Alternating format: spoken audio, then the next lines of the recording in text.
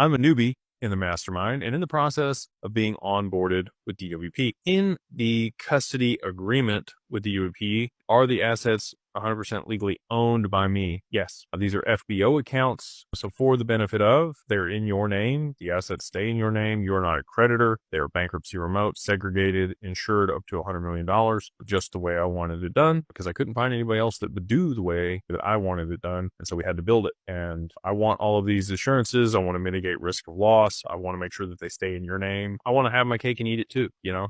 I want the benefits of cold storage. I want the best security that exists out there, but I want to maintain control of the assets and to say so in what's going on. And I don't want to give it up to some other group where if they go bankrupt, my stuff's gone. We've just seen that way too many times. So that's why we structured things the way that we did. And again, I look at things like a three-legged stool for institutional custody at Digital Wealth Partners. You have Anchorage, which is the custody provider. They are an OCC regulated, federally chartered bank, and they provide the infrastructure.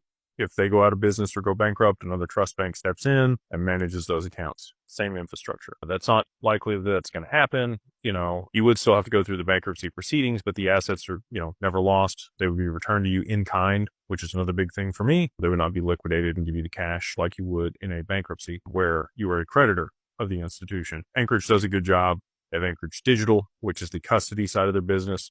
And then they have another Anchorage exchange component, which is the exchange side of their business. So that's one leg of the stool. The other leg of the stool is us. We're Digital Wealth Partners. We provide advisory, and all the other benefits that we bring along to the table with the products and solutions that we have. If we go out of business, something bad happens to us and we're gone, you just work with another RIA and assign your account there at Anchorage to another RIA. Move it right over. No big deal. Assets are still safe.